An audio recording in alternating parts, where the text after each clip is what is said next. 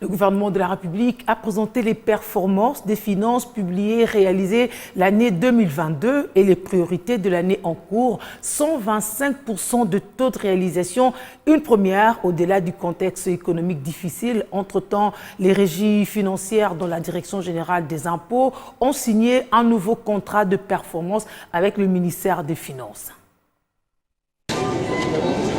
Sous les ovations de la salle, le Premier ministre a décerné des prix de mérite aux responsables des 3 principales régies financières pour leur performance en 2022.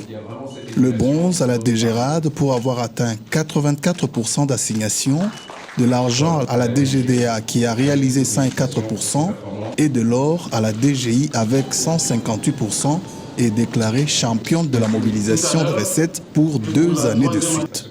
Le chef du gouvernement a salué le prouesse de ses services du ministère des Finances l'an dernier, malgré le contexte économique international difficile. Je voudrais remercier tous les cadres du ministère et des services que j'ai cités pour l'effort, surtout au niveau des régies financières,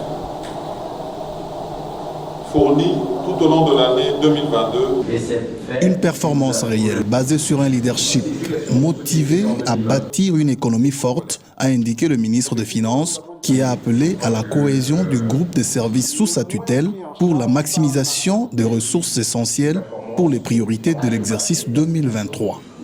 Nous avons en plus des défis que d'autres n'ont pas. Nous avons celui des infrastructures. Nous partons d'un niveau qui est en dessous de tous les pays africains en termes d'infrastructures par tête d'habitant.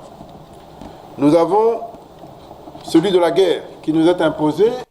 Selon les chiffres compilés dans une présentation minutieuse étape par étape, la mobilisation interne des recettes a atteint un taux général de réalisation de 125% en 2022 avec la Direction générale des impôts en tête. Ce qui est vrai, les assignations de 13 000 milliards, nous, DGI, nous sommes capables à les atteindre, voire les dépasser. Mais ça demande aussi le soutien du gouvernement. Nous demandons au gouvernement de nous soutenir pour qu'on arrive à opérer encore un autre miracle.